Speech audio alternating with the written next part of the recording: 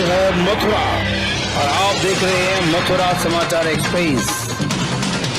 भाजपा सरकार और चुनाव आयोग पर बरसे प्रमोद तिवारी, लोकतंत्र की हत्या का लगाया आरोप। उत्तर प्रदेश के कद्दावर कांग्रेस नेता और राज्यसभा सांसद प्रमोद तिवारी के साथ कांग्रेस विधानमंडल दल की नेता आराधना मिश्रा मोना रविवार को तीर्थ नगरी मथुरा पहुंचे। यहां उन्होंने सबसे पहले विश्व प्रसिद्ध ठाकुर बांके बिहारी मंदिर में माथा टेका। मंदिर के सेवायतों ने विधि विधान से पूजा अर्चना संपन्न कराई, जिसके बाद दोनों नेताओं को माला और पटुआ पहनाकर स्वागत किया गया। इस दौरान मथुरा जनपद के तमाम कांग्रेस पदाधिकारी और कार्यकर्ता भी मौजूद रहे। मीडिया से बात करते हुए राज्यसभा सांसद प्रमोद तिवारी ने केंद्र की भाजपा सरकार और निर्वाचन आयोग पर तीखे प्रहार किए।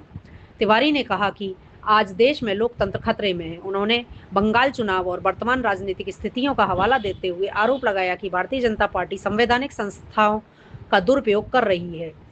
उन्होंने कहा, जिस तरह से चुनावी प्रक्रियाओं में दखल दिया जा रहा है वह सीधे तौर पर लोकतंत्र की हत्या है। हम बांके बिहारी के चरणों में यह प्रार्थना करने आए हैं कि देश में संविधान और लोकतंत्र सुरक्षित रहे।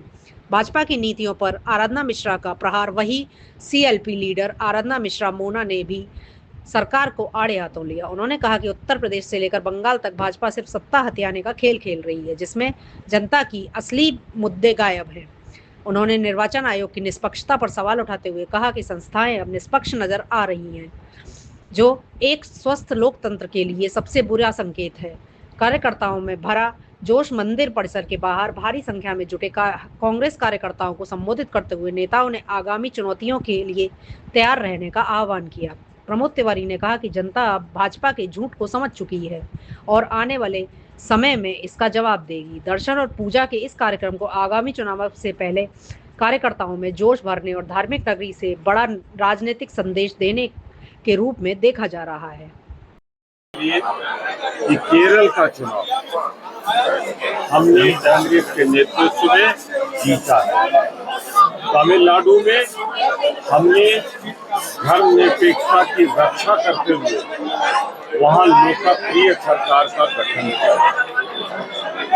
मैं ये भी मांग करता हूं कि वहां लोकतंत्र की हत्या होते होते बची। जिस तरह राज्यपाल ने 108 सीटें प्राप्त करने के बावजूद भी, 1 से 13-14 प्राप्त करने के बावजूद भी सरकार बनाने का आमंत्रण नहीं दे रहे थे, वहां भारतीय जनता पार्टी की शिकस्त हुई है, सरकार की शिकस्त हुई है, क्योंकि वो चाहते थे कि वहां सरकार बनाए और विजय जी चले जाए, मजबूर हो गए, लेकिन वहां लोकतंत्र बच गया। मैं एक चीज स्पष्ट कहना चाहता हूँ कि चुनाव परिणाम ने अब सिखा दिया कि लोकतंत्र अगर मजबूत रखना है, जिंदा रखना है, तो इस देश से भारतीय जनता पार्टी को हटाना होगा। और इसके लिए सबसे मैं आह्वान करता हूँ, सब एक होकर काम करें। मेरी समझ में एक चीज नहीं है, सुप्रीम कोर्ट है, हाई कोर्ट है, बहुमत की परिभाषा क्या है? राज्य में संविधान की 164 अनुच्छेद के अनुसार सरकार, लोकप्रिय सरकार बनाने का दायित्व है, कोई अधिकार नहीं, दायित्व है राज्यपाल जी का।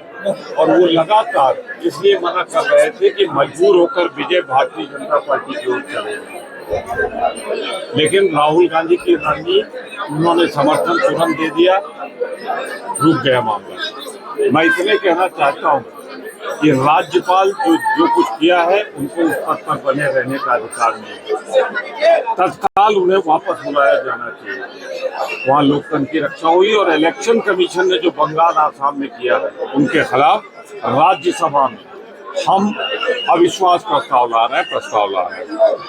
इसलिए कि देश में लोकतंत्र अगर नहीं रहेगा, भाजपा नहीं चाहती लोकतंत्र, फिर कुछ भी नहीं है। लोकतंत्र की रक्षा करो बांके बिहारी, इस देश को सुख शांति समृद्ध हो। कांग्रेस ने देश को आजादी दिलाई है, वही लोकतंत्र का महत्व जानती है। कांग्रेस को वापस लाओ, यही उनके चरणों हार के बात कर रही है, विपक्षियों को एक मंच पर आना होगा। बिल्कुल, ममता जी ने बहुत अच्छी बात कही है।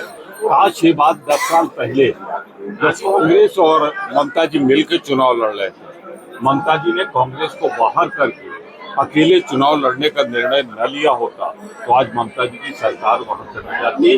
ममता जी और कांग्रेस दोनों मिलकर सरकार बनाते हैं बीजेपी से। एक बात बहुत साफ हो गई,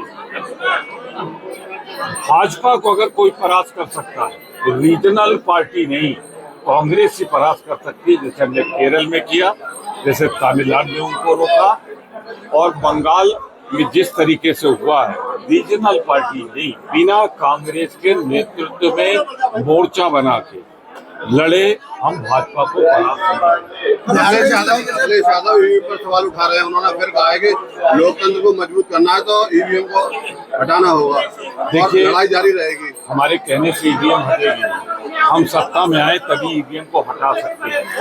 तो आज तो जरूरत है सत्ता में कैसे है, उसके लिए सबको एक होना पड़ेगा, ये मेरा कहना है। एक बात मोना जी ने कही है, मैं कहता हूँ मोना जी इसको कह लें कि 4 राज्यों में जो चुनाव बिहार में जिस तरीके आराम से हम जल्दी में नहीं, बिहार में जिस तरीके से छात्रों को नौकरी मांगने के लिए छात्रों ने मांग किया, उस पर देखिए बिहार में चुनाव के पहले भी बर्बरता हुई थी, चुनाव के बाद भी बर्बरता हुई। भारतीय जनता पार्टी ने नीतीश बाबू को वहां से हटाकर, नीतीश कुमार जी को, उनको डरा कर धमका कर हटाया है। और मैं ये कहना चाहता हूं कि कानपुर की एक दुकान में लिखा है उत्तर प्रदेश से, ऐसा कोई सगा नहीं जिसे बीजेपी ने ठगा नहीं, वो ठग्गू के लड्डू की दुकान की बात कर रहा है। तो बीजेपी दुनिया में किसी की नहीं है। मोना जी महिलाओं के बारे में कुछ कहना चाहती है आप?